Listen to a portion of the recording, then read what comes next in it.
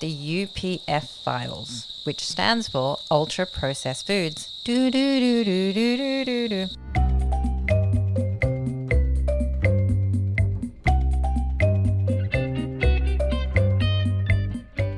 Well, hello out there from in here in the cabin. You're Lee. And you're Irene. And this is Wellness Unfiltered. Yay! We are back in the cabin. And honestly, while the view and atmosphere is so calm and relaxing in here, I'm feeling so ready to just shake things up, Lee. Ooh, let's, Irene. Okay, so for newbies, our little Wednesday pod is where we take the rubbish out from our worlds of beauty, health and wellness and place them in the appropriate coloured bin for tomorrow morning's pickup. Justin, I beg you take out the bins. We begin, as always, with What's Popping. This segment is really the engine room of the show. So for anyone new to the cabin, this is where Lee and I tackle the big, juicy news and all things controversial that's occupying our hearts and our minds. This week's What's Popping topic is scorching our WhatsApp chat for weeks. I've got a big jug of water beside me, filtered of course, with instructions for Justin to pour over me if it gets too heated. I can feel that steam coming out of my ears for this one. Hang on a minute, where's Serene Irene gone from last week? Serene Irene might rhyme and sound all nice and calm, but the truth is Irene is actually never serene. Well, I do actually share your outrage on this soon-to-be-revealed topic today on the pod. And after we fire up in the first segment, we then get to cool our jets with Womansplain and You're on Speaker. Then we fire right back up again for your 60-second rant or rave to round out the ep. It's going to be action-packed in here, so Irene, let's get popping. Okay, so today in What's Popping, we're prying open one of the most nefarious, insidious, dubious, and all other us words files in the filing cabinet. The UPF files, which stands for ultra processed foods. Do do do do do do do do. I know it seems being processed wasn't enough for the big food boys. They had to ultrafy it. Don't even get me started on ultra-processed skincare and hair care as well. I think we should get into that because it's all sort of related. Just everyone wants to over-process everything. It sounds extraterrestrial actually, but UPFs are absolutely everywhere. Every time I open the news, there's a new study linking them to everything from mood swings to cancer. But Lee, I'm so stuck.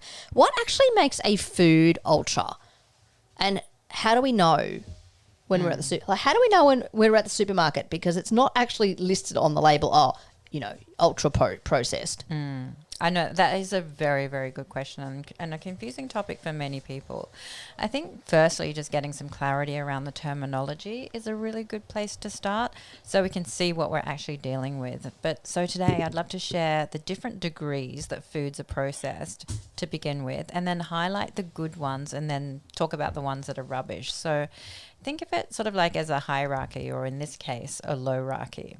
So when it comes to processed foods, the things that your grandmother would recognize as cooking. So if you make it in your kitchen, using standard ingredients, salt, oil, sugar, vinegar, it is likely to be processed. I mean, olive oil is processed. Like a traditional sourdough or pickled veggies, they're all processed. But it's a simple processing of simple ingredients, which are not too far from nature. Ultra-processed foods, however, are an industrial science. This is where the food is broken down into chemical parts. You've got isolated proteins, starches and fats, and then they're reassembled with additives that you do not have in your kitchen. And these are things like maltodextrin, E475, or your favorite word to pronounce, soy lecithin. Give it another go, come on. Soy lecithin. So these ingredients and foods are engineered to be hyper palatable. So, you can't stop eating them and they have a shelf life that defies nature. Okay, so ultra-processed food is really the Frankenstein of food. Yeah, Frankenstein, created by scientists in a lab from body parts of, the story.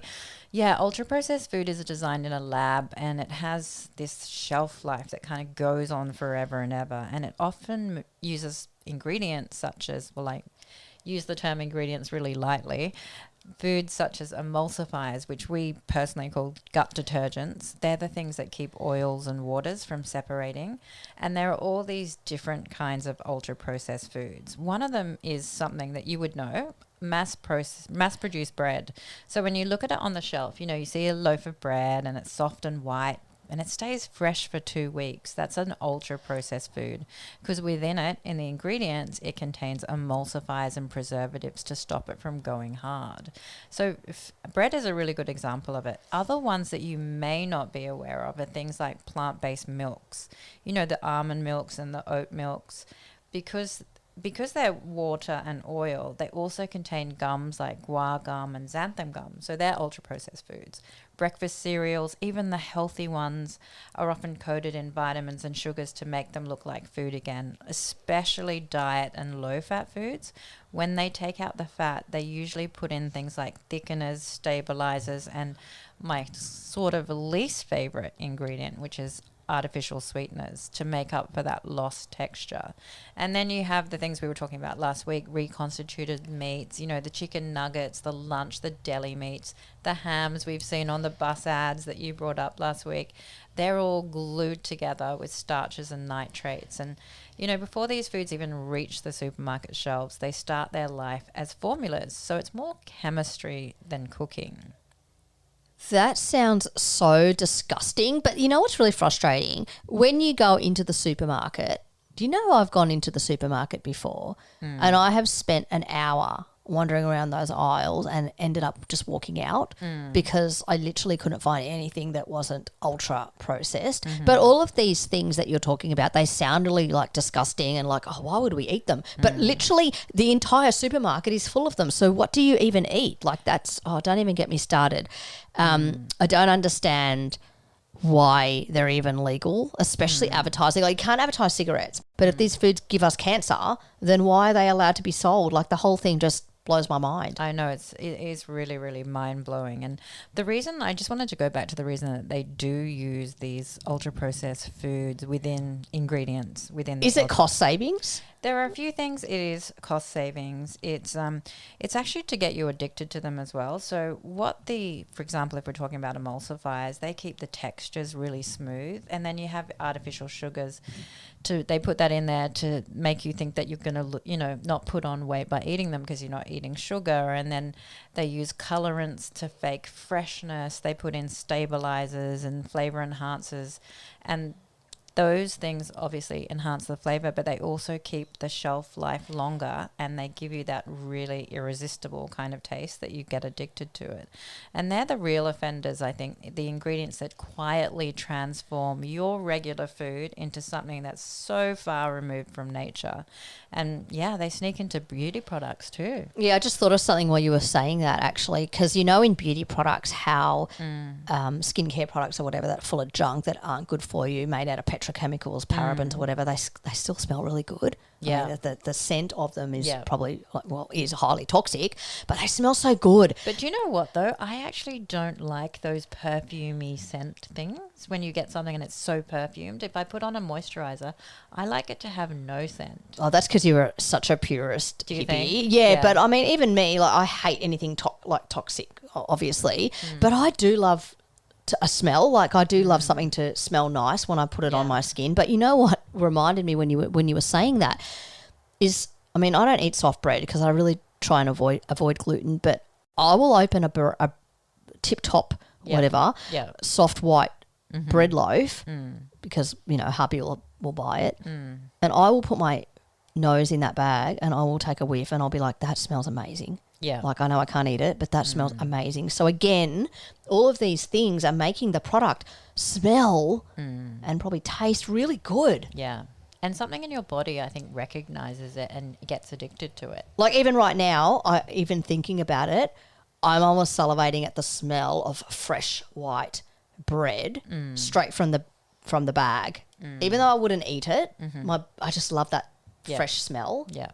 Yeah, but Well, I feel like once you get used to eating homemade things or bakery items that have only like a sourdough that have only got a few ingredients, then when you go back to the processed stuff, you can really taste. It smells the like difference. chemical, right? Yeah, it does. Yeah, To I don't me, think. For you it would. Yeah. I'm not quite there yet, but yeah, I can imagine it would, and that's exactly right with the skincare as well. So when you smell something that smells like lovely, you know, from David Jones or whatever, Yeah. and then you go to a health food store and open up something that's, you know, got essential oils making it smell like vanilla, then you do go back and realise the other one does smell like chemicals. See, I love the smell of oils, sandalwood, bergamot, like anything like that. I really love the smell of, but anything too perfumed, yeah, it's not for me.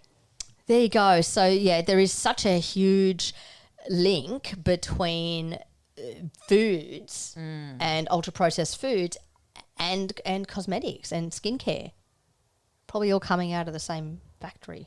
Yeah. Well, they're all the same ingredient. Actually, all of these ingredients that you're listing are in skincare as well. Okay, so Lee, you're in the supermarket. Every aisle is full of these ultra-processed foods. Where do I go to find the products that are not ultra processed, or am I in the same aisle? So for example, I'm in the ham aisle and there's 7,000 different ham options, and this is a true story. I was looking for shredded chicken, and I was actually looking for a shredded chicken without preservatives in it, because you can get some without preservatives and all this junk in it, and I was there 20 minutes going through the back of every single packet, and they all had the same junk in it. Then I actually found one that didn't. Oh, you did? Yeah, I actually did. I wish I could remember which brand it was. I found one that didn't. So I thought, well, I mean, they're just hidden, aren't they? Like there's 20 bad things and then there's one good. You need to do another list, I think. I think I need to do a list. You generally find them in the middle aisles of the supermarkets. However, they're also in the health food aisle. They're in so many different products. The good ones or the bad ones? The bad ones. Oh, yeah, we know where the bad ones are. Yeah, How do you find the good ones? They're around the periphery of the supermarket, the more sort of like whole food ingredients. However, you can still find things in, on the outside of the supermarkets that are full of crappy ingredients as well. They've crept their way definitely into those outer fridge aisles, where all the flavored yogurts are and the healthy protein snacks, and definitely have found their way in there. Do we need to shop at Harris Farms and different sorts, or can you get what you need from Woolies and Coles? Are they more expensive, the non-ultra processed foods? They're probably more expensive, aren't they? I think no, not necessarily. If you're buying in season, you can definitely find whole foods that are going to be a lot cheaper. Sometimes processed foods or ultra processed foods may appear cheaper, but in the long run, when you are wrecking your gut lining with all of those emulsifiers and products, and you're spending time trying to fix your gut and going to the doctor's office every week, in the long run, it's much more affordable to just eat whole foods. So what exactly are we looking out for then? Because it's super confusing. So is it something on the front or the back of the label that we can look out for? Will it say 100% natural, or will it say no artificial something, or are we looking for something to avoid on the back? I believe, like when I go to the supermarket, when I talk to my clients, I always say, flip the pack over, look at the ingredients list, and I've got a top 6 list, which we can pop into the show notes, of ones that should be avoided. Ones like CMC, E466, polysorbate 80, which is E433, carrageenan, which is E407, mono and diglycerides, E471, xanthan gum, which is E415, and soy lecithin, E322. Not all emulsifiers are bad, but these ones are, and they're in a lot of foods. In fact, they're in over 10,000 different foods in the supermarket, believe it or not.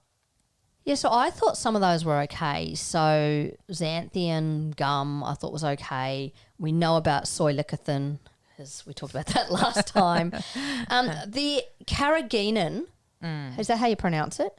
Carrageenan, that's in jams, isn't it? I thought that was in jams, and that's in what is that? I thought that was okay. Yeah, so carrageenan is actually a thickener, and it's derived from red seaweed, and it does sound natural, but when it's in the food industry, which is very, very common with things like this, it is used to give low-fat or dairy-free products like, like almond milk, the deli meats we were talking about, or yogurts, that creamy mouthfeel without the actual fat. However, it does interact with our digestive system, and there are so many studies that suggest that food-grade carrageenan can trigger inflammation in the gut, which is one of the worst things you can do for the gut. Inflammation is at the root cause of so many other long-term issues. So, carrageenan is like pouring petrol onto a fire for your gut. It can break down those tight little junctions in your gut lining, and it can lead to something called leaky gut.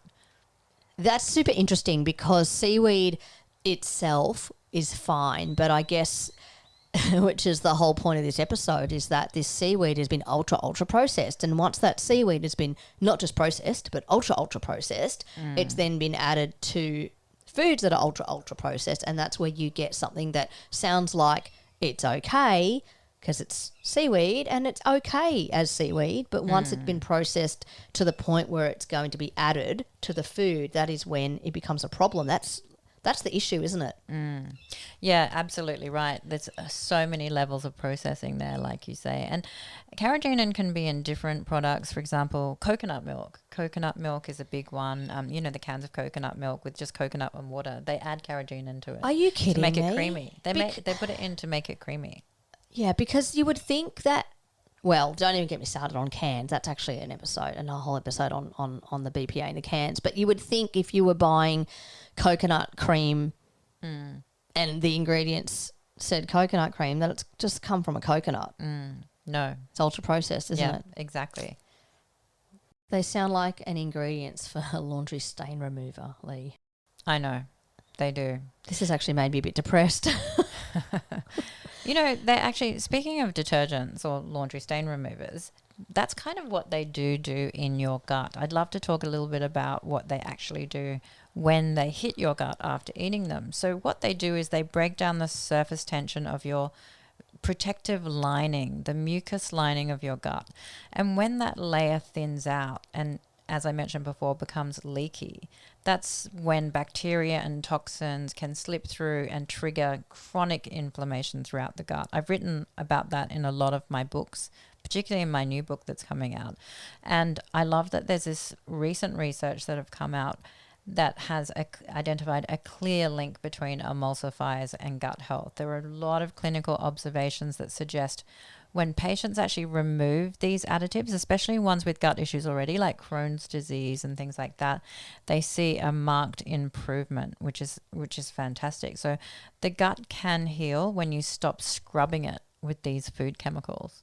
So when we hear about leaky gut, because we all know leaky gut, but we don't actually know what that means, is that what it means? Yeah. That your lining... The lining of the gut gets little perforations in it, little holes in it. So it's not smooth anymore, and there's a little points where food and undigested food particles can get into the bloodstream through that lining. And then your immune system goes, oh, what is that? That's a foreign invader. I'm going to start attacking it. So by doing that, I'm going to start creating a dysregulated immune system, which is... it sees it as a foreign invader and starts creating inflammation in your body. Or you might get rashes after eating. You might get itchy after eating. I get itchy after I eat a lot of these E numbers. Yeah, I just had something before on the way here and I got itchy. And oh, what did you have? I had the gluten-free banana bread. Yeah. Are you feeling itchy now? I was feeling itchy. So the best way to avoid or heal these leaky gut issues that we hear about is to avoid all of these ultra processed foods. I mean, it sounds really easy if only you could find these products. I think that at the source, the best thing to do is avoid them at the source. And I know it is hard to avoid them, and I think a lot of people think they're being like super healthy by having the protein bars and going down that health food aisle and getting, the healthy bars. But they are the ones that have 4 or 5 ultra-processed ingredients within them, and they're probably the worst. Yeah, this is just making me really angry, actually. Actually makes me really angry at the supermarkets, which I'm already angry with the supermarkets. Well, Lee, I've got to say, before we started this podcast, I was avoiding all sorts of cow milk. So I was actually drinking a lot of almond milk and soy milk and oat milks. But And I have massive gut issues as well. So, and the whole point of me avoiding the milks was to try and fix all my gut issues. So this is drives me crazy because now you're saying all these things are in, I mean, it's not just an almond and water. You could make your own nut milk. That would be okay still, wouldn't it? Yeah, you can definitely make your own nut milk. Very easy to make, actually. You just whiz it up in the blender and then put it through some kind of sieve and then have it. It doesn't last very long in the fridge, but yeah, that's going to be a lot better. I've made my own hemp milk before, and it's Yum. why do we buy it? It's easy. It's so easy. It's just water, Yeah. and some hemp seeds or whatever. Yeah. Put it in a blender. I put a bit of vanilla in mine as well, and sometimes a tiny bit of sea salt. So I was going to say sea salt and a little bit of maple syrup. Yeah, beautiful. And that's a really good way to do it. It's interesting when you do go to the supermarket and you're looking at, the vanilla almond milks, the barista ones that you go, they're so creamy. The reason that they're so creamy is because they have emulsifiers and stabilizers in them so they don't split and so that they stay creamy. The common ones to look out for when you are in the supermarket with your nut milks, CMC and E466, that's the one that's linked to gut barrier damage and tumor production in animal studies that we've seen. Oh my goodness. The other one, xanthan gum, which we mentioned before, when you said to me you thought it was a good one, that can actually alter your microbiome balance and start to foster low-grade inflammation in the body as well. And then the soy lecithin, which we talk about a lot, and the polysorbate 80, which is the E433, this is associated with bacterial overgrowth in the gut, which, as you know, your microbiome has to be nice and balanced with good and bad bacteria. These emulsifiers and highly processed ingredients actually contribute to more bad bacteria in the gut. It upsets the balance and then it upsets your whole digestive system. No wonder you're feeling like yucky, itchy, tired after consuming these foods. How about modified starches and sweeteners and flavors? Can you tell us about those? Yeah, so those are used to thicken soups, sauces, and gluten-free mixes. So going gluten-free isn't necessarily always good if you've got a problem with it, you should avoid it. However, if you're doing it to think that you're being healthy, it's not always a good thing. And what they do is they act like energy quicksand. So they're going to dump fast digesting carbs into your bloodstream, and they mask how processed the food really is. And then obviously you asked about sweeteners. We all know about those, the sucralose, the aspartame. They fool your tongue into thinking that, that you're satiated, and they confuse your hunger signals actually. So, and flavors, back to flavors, things like MSG, they're called natural identical. And so what they do is they trick you into thinking like you're tasting strawberries. You know how you get things that are flavored, like strawberry flavor or smoked paprika flavor, but it's really just chemical ingredients that they put in. And they're the ones that also really trigger sensitivities and headaches in some people. I don't know if you've ever experienced headaches after eating something that's highly flavored. And then the last one was the colorants you asked about. They sort of give you that fake freshness, and they freeze the texture and the freshness into place, but it's really an edible illusion. And as we mentioned before, it is a Frankenstein mix of engineered food to look pretty, stay pretty, hit all your pleasure buttons, but they actually do genuinely wreck your health. So how about for those then that try and be healthy and believe that they have a pretty healthy pantry? Is there anything hidden? Like, for example, sourdough, for example. Sourdough is supposed to be really good for us. I'm going to guess that you're going to say it's bad or there's some bad ones out there. So, I don't know. Let's start with sourdough. Okay, sourdough, healthy. Bakery sourdough, homemade sourdough, mostly healthy. Supermarket sourdough, I've looked at the labels, have you? And there's like 15 or more ingredients in those supermarket. They've got crumb improvers, stabilizers, preservatives. Real sourdough that you get from the bakery or make at home, you only really need flour, water, and salt. But the ones in the supermarket literally have 15 ingredients. That's when you know it's an ultra-processed food. Other ones are things like hummus. Hummus, you think, and I make my own hummus. It's so easy to make. I love making hummus. But if you buy the one, you're having a lunch or something and you want to do some dips and some hummus and you buy it from the supermarket, you think it's really simple. but it's got refined seed oils in it. It's got potassium sorbate to keep it shelf stable. Store-bought hummus is probably, a really bad one. And then obviously we talked about the nut milks already and the protein bars. I reckon the protein bars are my least favorite ultra-processed food, and it's the one that people are so confused by. They're just candy bars dressed up with a lab-made protein isolate in them and a massive list of excipients and artificial sweeteners and flavors and gums and stabilizers. It's not a workout supplement. It's not healthy for you. It may have a bit of protein, but it's an ultra-processed food and it's wrecking your gut. Sorry, I'm getting passionate. No, it's just the name. They call it protein bars because people think, I need more protein. I'll grab one of those. But I think most of our listeners know protein bars, just chocolate bar. Better off just getting some chocolate. Yeah, you actually are. Well, I think my pantry's pretty okay. I mean, I get my sourdough. I'm starting to eat, again, since I've been doing this podcast with you, I've started to introduce gluten back into my diet because I've realised it was actually the gluten-free foods that was contributing to my SIBO. And I've been getting is it the 48-hour sourdough from up at the bakery at Avalon? Oh, That's Bonfire? Bonfire. Yeah, How it's good's the best that? one. So Bonfire is one you can buy from any supermarket. I think they distribute everywhere, don't they? I was in Woolies the other day, and our producer Justin always likes to have like his toast in the morning before he starts the podcast.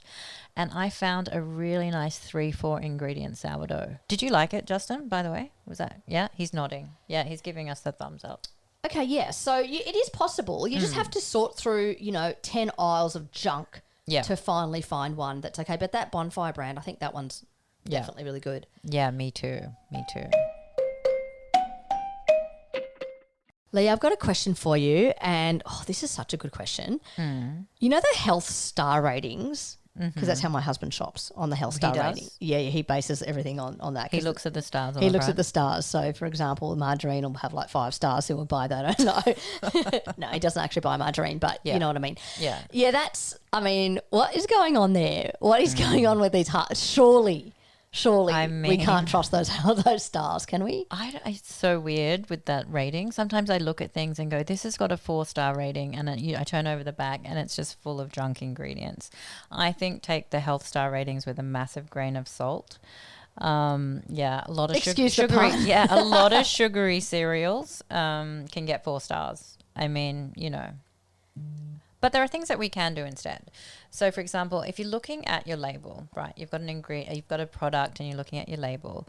Certified organic, which is ACO or NASAA in Australia. If you see the Bud logo, it means restrictions on some of the most damaging industrial solvents and synthetic emulsifiers that we're talking about are not in there, which is really good. Yeah, same with skincare, same with beauty. Yeah, if you're just not sure, just always go for something that is Australian and certified organic, because then the hard work's sort of done for you. But in food too, organic, I don't know if it's the same as beauty, but it doesn't automatically mean healthy, because you could have an organic sugar or organic highly processed snack as well.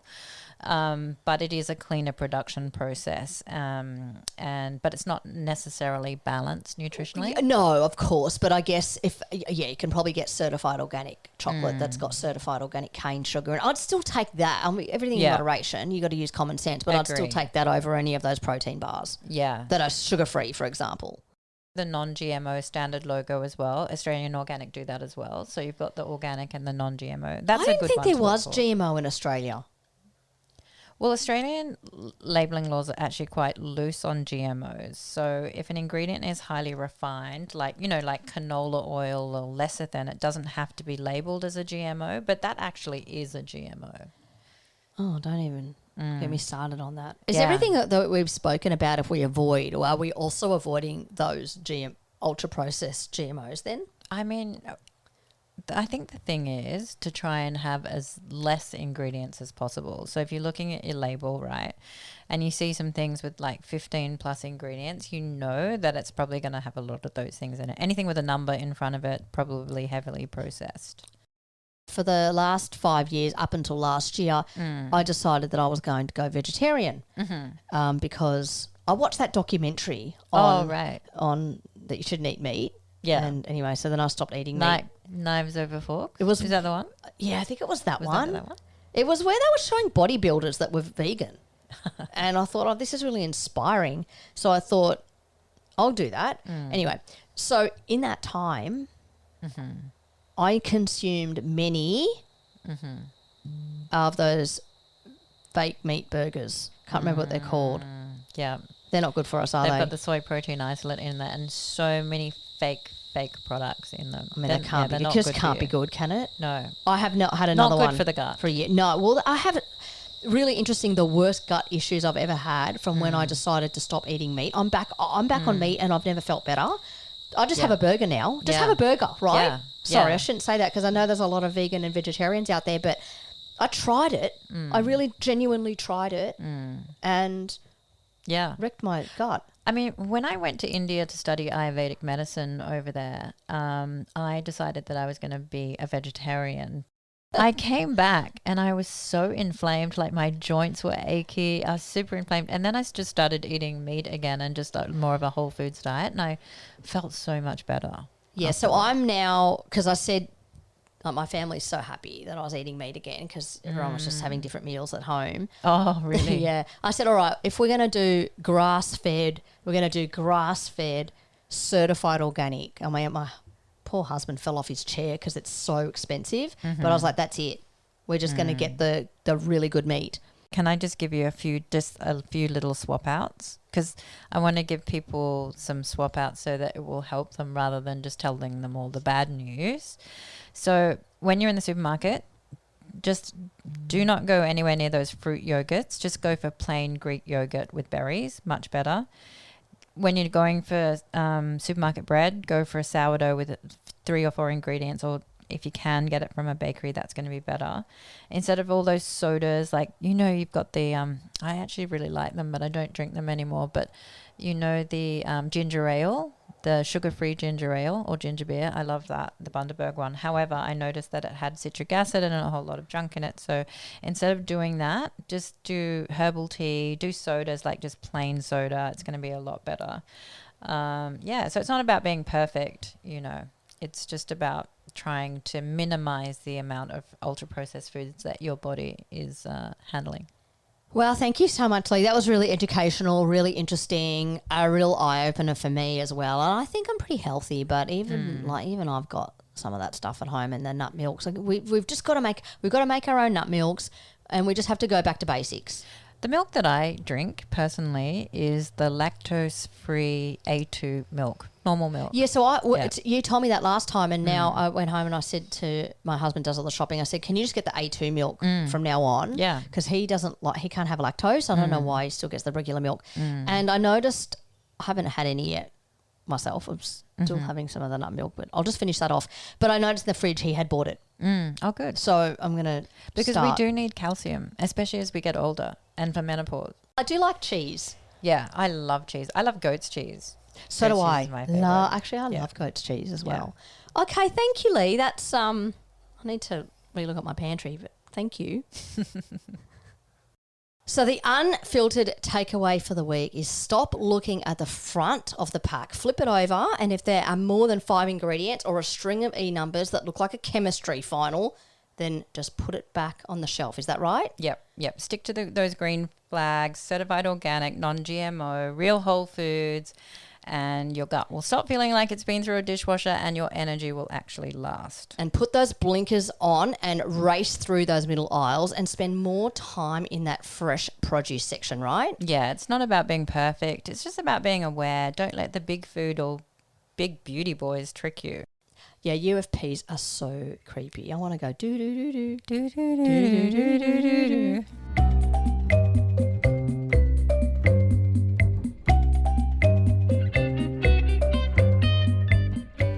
All right, it's time for Womansplaining, which I don't need to explain, of course, to our female listeners. But in the unlikely event we have a male listening, it's where us women folk explain a health or beauty issue to our men folk.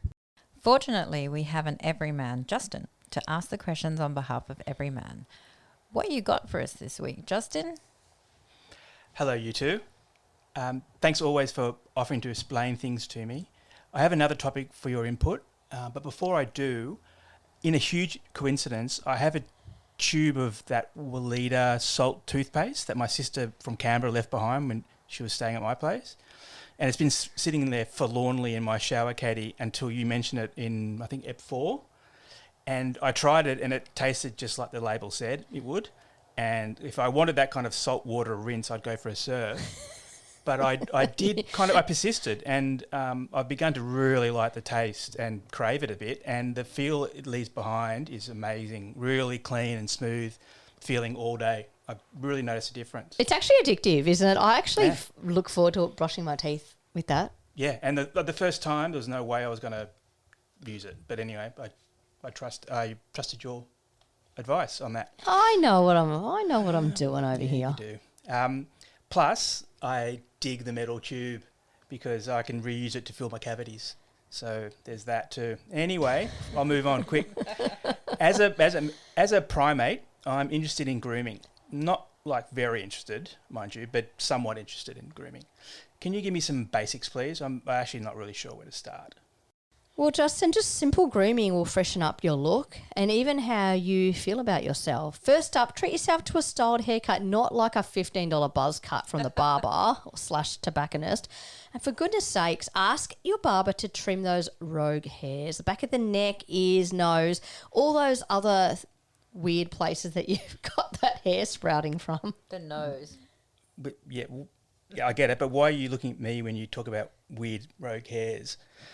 Anyway, you're right. And those Siggy stained Are you looking at my chin hairs as you said that? No, are you looking at my ear hairs? I think everybody's just checking out each other's hair. Yeah, a different barber would be good because those Siggy stained fingers running through my hair kind of makes me gag. I'd love to see you I'd love to see you with a clean shave, actually, because you've always had that stubble, that salt and pepper stubble for as long as I've known you. I've known you for a long time. I've actually known you for, I think, as long, if not longer, than I've known Lee. Maybe, yeah. Yeah. You might be due for a new look. I don't reckon I'll be allowed in pubs. You know, I haven't got my ID with me. I think you'll be okay. Okay, I'll try that. Next time I see you, I'll have a clean shave. You know, there's a lot of, well, I wouldn't say a lot, actually. There's a couple of really good, like aftershave and those sorts of things as well that are organic and that are toxin-free if you did want to have a shave and a little splash. Yeah. I think that would really freshen up your look, actually. It would make you probably look 10 years younger. Okay, Can you maybe give me a list and we'll put it in the show notes? Yeah, I will. I'm going to. You know what I'm going to do? I'm going to do a list for the show notes for men, like a men's pack, because we do have, like, Dr. Bronner's do a really great. They do a range of really great shaving creams. So you can have a shaving cream. Walida do fantastic men's aftershave, and I've talked about this before, but there are lots of brands that I have that do for men, 2 or 3 in ones, because we know you're simple creatures. So, you know, just keep that in the shower and you can wash your hair and your body and your beard or whatever all at once. It's just nice and simple. And it smells really good, but all of the scent is all based from botanicals or pure essential oils. Yeah, that sounds fantastic. And I wouldn't mind trying that serum that you mentioned the other week. Okay, so this is the thing. This is the thing with men. Wash your face in the shower with your 2-in-1 or your 3-in-1 wash. All you need, apart from sunscreen if you're going outside, is one simple serum or oil. And I know last time we spoke, I said you just need one thing. The Cora Organics Noni Glow oil, oh my goodness. If you only ever wear one thing, even women, if you only put one thing on, that's all you need. I've got that on today. It is so, isn't it so good? I love it. I like the color of it. It's quite dark. Like, it doesn't show dark on your skin, but in the bottle it's dark, and then you put it on and it just blends so beautifully into your skin. It is an instant glow, but it's certified organic. It's pure cold pressed concoction of oils, and it's just such a beautiful, beautiful product. It isn't cheap, but you only need a couple of drops. There's no fillers in it.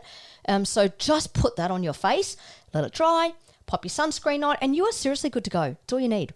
Yeah, fantastic. And again, this is why Womansplain. I mean, I obviously want to sell a lot of products. I want to sell the 15-step skincare routine to everybody. But at the end of the day, you just need that one product. Yeah, one step is one step too much for me. So, yeah.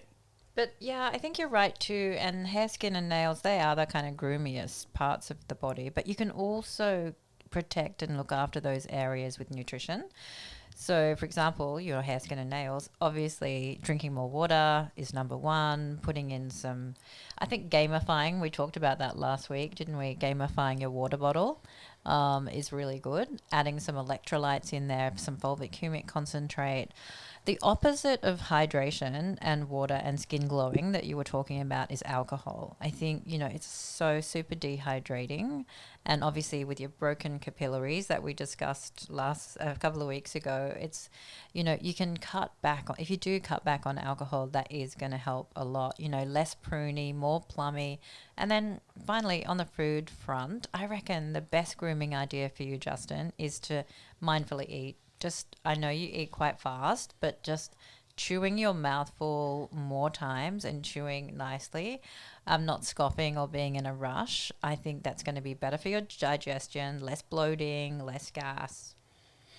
Again, with the look, why do you unblinkingly look at me when you said gas? You weren't looking at me before that word. And then anyway, thank you so much. I got a lot out of that. And I would definitely appreciate those being in the show notes so I can follow them, and I reckon all the women who are listening to this can follow them and get some guidance on what to get their man, because obviously no men are listening to this. No, when I first went toxic free and I was on TV, I was on Channel 9 because back in 2013, because it was such a shock to the whole country that someone actually didn't want to put parabens on their body. It was very innovative at the time. It's hard to believe, isn't it? And I remember them saying, how I had thrown out bags and bags of products. But I do remember my husband going into the bathroom screaming, "Where's my deodorant? Where's my shampoo?" I had literally thrown everything away. It was like bags and bags of garbage. But really, you just don't need all that stuff. No. You need a deodorant as well. We didn't talk about deodorant. Justin, deodorant is so important. I can vouch for that. Because you're sitting next to me. A natural deodorant for men. I will pop that also in the show notes. There are a couple of really fantastic deodorants for men, and I think the Exilla's fantastic. It's a paste, and that works really well. No, Pong, I know you're shaking your head. I know, because men don't want to do a paste. I understand that. They don't want to do a paste because they've got the hairy armpits. I get all that. I have some really good sprays and some really great roll-on, just regular, like just pretend it's like your Nivea or your Rexona, but in a natural formulation without the aluminium salts. One thing to be mindful of as well is to avoid potassium alum in deodorant as well. So if you're a man and you're going down the route of trying to find a natural deodorant, a lot of men go for the crystal salts. The crystal salts that you see, because they're marketed as being natural, but that's actually just a whole block of potassium alum, which obviously alum, we want to avoid all aluminium. So just be mindful to avoid the crystal deodorants when you are looking for a natural alternative. But I'll add some really good ones to the show notes. Okay, I'll avoid those. Like I avoid everything. So look, thank you so much for all that advice. That was really useful because it was nice and simple but still informative. And so, yeah, thank you for explaining those things. And in return, would you like me to explain cricket's leg before wicket rule? Cue the cicadas. Hang on. Were we talking about cricket? Yeah. Or the cricket, the game cricket, the sport? Or both? That just showcases how much you need to be explained about it. So I'm happy to do that. No, it's okay. We're good.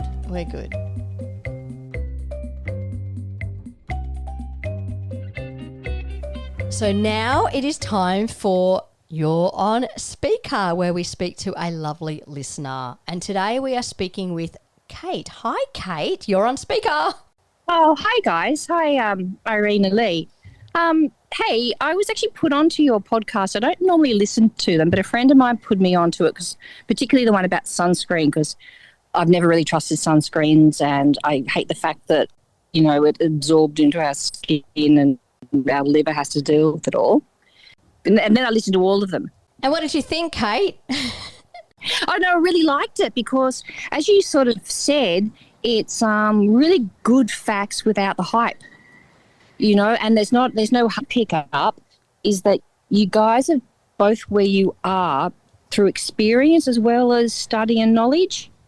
Like Lee, I think you said you had gut issues or something, and that's why you developed these products and the books and the recipes to help heal your gut. And that's what I particularly like is coming from experience. You can learn stuff, but unless you've actually been there and gone through it, it seems very real when you've experienced it. So I really like that. Oh, thanks, Kate. Thank you. Okay. So I've got to ask you, Kate, what is your superpower? I think it is I've got a few, nothing you can put on a business card, but the one that I'm sort of renowned for in my circle of friends is secondhand clothes, particularly clothing, but recycling, reusing, rehoming, and particularly in clothing. I don't think I bought anything new in at least 10 years.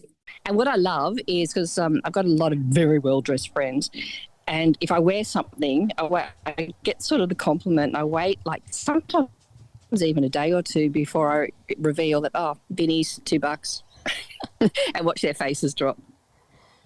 Wow. That's fantastic. I love that. People ask me to find things for them, and I will, but if someone said, I'll pay you to do it, I think that's when the magic stops. If they offered to pay me to do it, I wouldn't be able to find it. I love that superpower. I'm pretty good in that area too. Most of my house and clothes have had a very long and eventful life. I think I could win a regional or even state title maybe, but I think you'd win the national title. Am I hearing cicadas? Yes. We're in Lee's cabin, and at about this time every day the cicadas come out, and it's just all organic. They're organic. Well, they've just stopped. It's magical. It is actually. actually. It is very magical. Thank you. Yeah. Thank you, Lee, for the cicadas. So, Kate, do you have any questions for us? Yeah, I do. And it's about the whole health industry, really. I just don't know who to trust. I've got such a disdain for big pharma because I think they're full of lies. They just tell you what you want to hear. Like, for instance, I've got diabetes, and I've had it for many, over 30 years. And I followed chat groups all around the world of diabetics. And we help each other out. We give each other the best of, lived through experience advice that, the best endocrinologist will kind of get, but not really get unless you've lived it. And then we keep hearing like there's a cure, particularly, in the stem cell area. But we all scoff because we keep hearing it over the last 30 years, and it's always just so close. But it's never going to happen because of the money involved. They're making $1 billion out of all the products and the things, the accoutrement you need for diabetes. So if there was a cure, there you go. All that's gone. Big pharma. I don't like it. Well, I can hear you frustrate. Trust nobody. No, I'm not allowed to say that. I'm sure there are people you can trust. Lee, who do we trust in the wellness industry? Yeah, I mean, it is a heavy question in nutrition circles as well, Kate, and one that resonates with actually a lot of my clients and a lot of people that I talk to, that healthy distrust is actually your best asset, though. It is a vital attribute, I think, to maintaining agency over your own personal health. And although I'm not a specialist in diabetes myself, I think the rules for uncovering the truth are universal. And but in terms of, from my nutritional studies and books, I love to back everything up with facts. And so I'm not into the woo-woo, and I've actually become quite adept at finding credible sources and sifting through all that big pharma and big business malarkey. I would, one of the first things I would say is, follow the money. Whenever you see a breakthrough, scroll straight to the bottom of the page and see who is funding that declaration. Not all science is true that. not all science is equal. So those randomized controlled trials, they're probably the gold standard, I would say. I love to use PubMed or clinicaltrials.gov. Those sites are quite transparent. Yes. Yeah, and Okay. yeah, trusting that's a good point. Yeah, and trusting the boring bodies as well. Like in Australia, we are actually quite lucky with the therapeutic Therapeutic Goods Administration and Food Standards Australia and New Zealand, they're both incredibly strict and they don't care about the vibe of a product's claim. They care about proving you can make approved claims. That's their big thing, especially for us and our products. We have to really make sure everything is scrutinized. We go through legal to check everything on our products. So yeah, reading labels is definitely a necessity, and there's massive fines and costly recalls for products that lie and stretch the truth for sure. That's actually true. Like, as much as I say trust no one, like really, that we are actually quite lucky in Australia. You can't, like the TGA, the ACCC and the food standards, they really are, I think, the gold standard almost probably for the world. They are so strict in it, like even with me with packaging, you have to prove everything that you say on the packaging.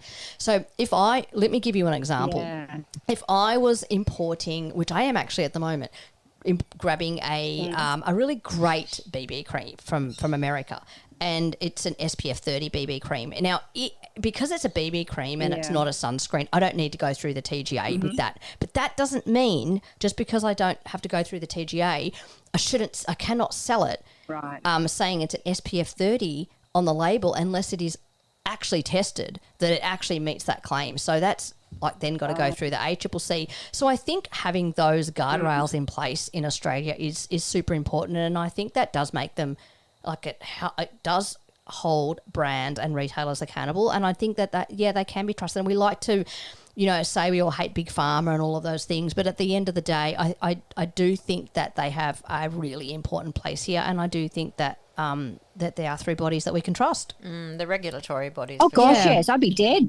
Yeah, I'd be dead without Big Pharma. Yeah, exactly. Irene, do you remember that hack about the TGA hack that you mentioned a few episodes back, and the backstory with the Ostel numbers? Yeah, well, that's actually interesting. I just talked about that we can trust the TGA, but actually this is one thing about the TGA that does annoy me. So the TGA say you don't need to put all of your ingredients on a product if it is a TGA listed product. You only have to put the active ingredient. So, for example, I was saying for sunscreens, you can have your active ingredient being, 22% zinc oxide, and that is all you need to list on the label, and then it can have 100 other ingredients. I'm obviously exaggerating, but you know what I mean. And they don't need to be on the label. So in that list of ingredients could be, silicons and phenoxyethanol, even. I don't know if they have to disclose parabens. Yeah, I don't know if they have to also disclose the preservative. You might. I think they only have to disclose actives and the allergens, but perhaps the preservatives as well, because they could be an allergen. But in any case, it's not until you actually type in the Ostel number into the TGA website where you actually get the full ingredients list. So that's a hack to double check anything that is TGA listed to seeing everything that is in the on the pack. So at least, I guess the TGA, at least they make you list it somewhere. It's just that not everybody knows to go and do that cross-check. Because you'd think by turning the label over, because you've got to add all of the ingredients, this is the thing that's confusing. If it's not a TGA listed product and it's just a normal product, then you have to list everything. But because it's got the Ostel number on the front, you only have to list, the actives or the allergens or whatever. So I think I don't know if everyone knows that, but super confusing. I think, it's healthy to have some skepticism around health, and we have agency over our own health. And I think at the end of the day, it's an individual thing, don't you think? And we have the power to choose the products we buy, to the foods that we eat, to where we shop. And yeah, that's what I think. Yeah, I think obviously you can't with diabetes and, lots of illnesses, but if we can do everything we can to avoid having to lean on Big Pharma as much as possible. Well, thanks so much, Kate, for coming on today.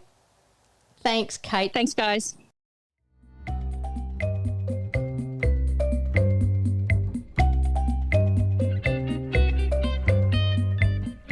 Hey, Irene, do you have a minute?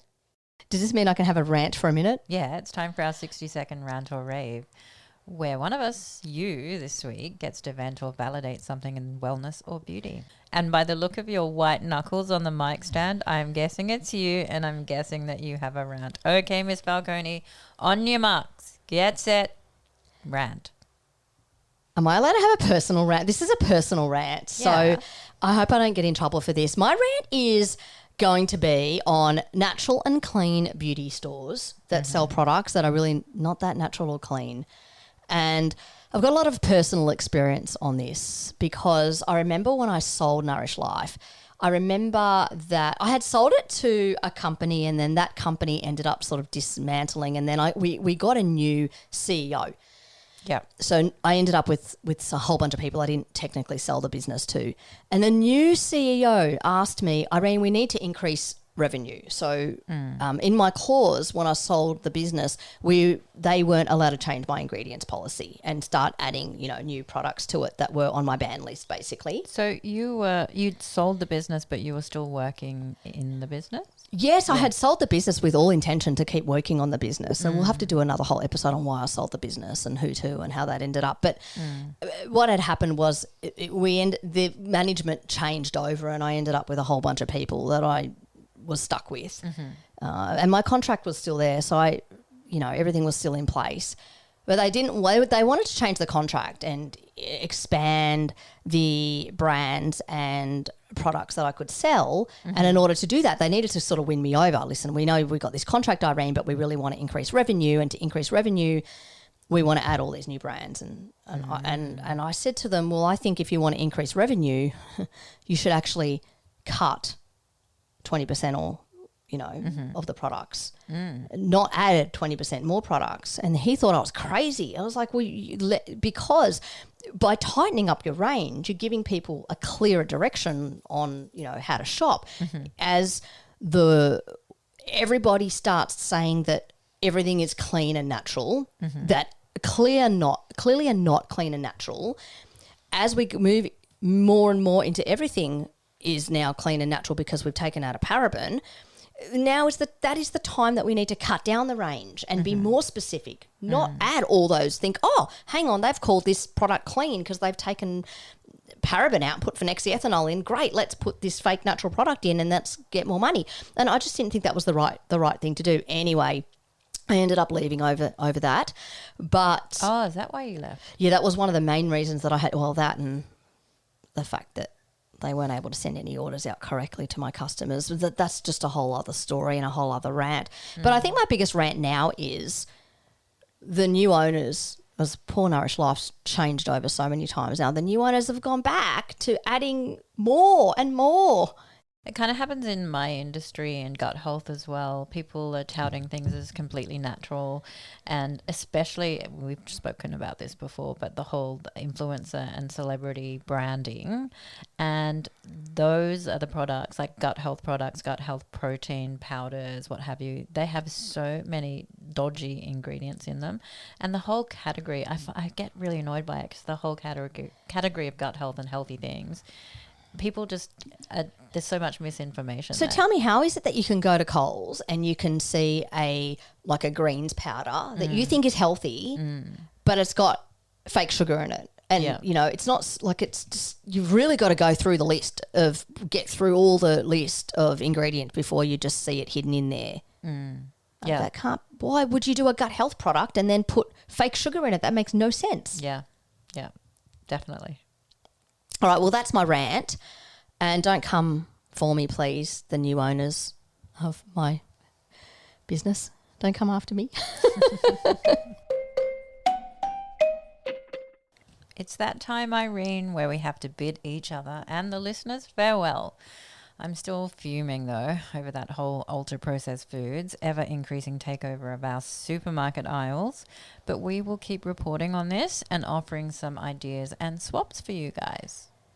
And yes, remember, dear listener, stick to the perimeter of the supermarket. The middle aisles are a minefield, and don't sleep on the UPFs in your skincare either. Keep a wary eye on the back of those labels. Yeah, and thanks again, Kate, for your healthy skepticism. Keep in touch. And we set our resident primate, Justin, off on the path to better grooming. Yay! And please hit that subscribe button so you can catch every episode of Wellness Unfiltered, and share this chat with a friend. We are doing this on our own. And I don't know if you know this, but Lee is actually doing all of the uploading and producing herself with Justin. So you're doing a great job. I love learning new things. I can't believe you figured out how to get it onto Apple. I thought, because I genuinely thought we needed to get a big agency or big production company, because I had that last time with my first podcast and I was paying them so much money and you just figured it out.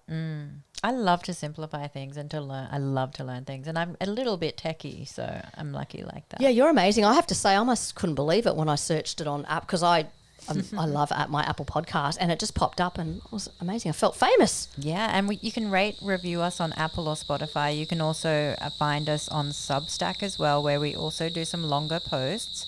And we'll see you back in the cabin next week. Bye. Bye. Mwah. Wellness Unfiltered is a production of Clean Nectarine Proprietary Limited and Supercharged Food Proprietary Limited. It is hosted by Lee Holmes and Irene Falcone, with editing and technical support by Justin Smidmore. You can listen to each episode on your favourite pod platform or on Substack at wellnessunfilteredpod.com. Wellness Unfiltered is for informational and educational purposes only and does not constitute medical, health, legal or financial advice. The views expressed are personal opinions of the hosts and guests and do not represent the views of Clean Nectarine or Supercharged Food. This podcast does not establish a doctor-patient or other professional relationship. Always consult a qualified healthcare professional before making any changes to your health or treatment.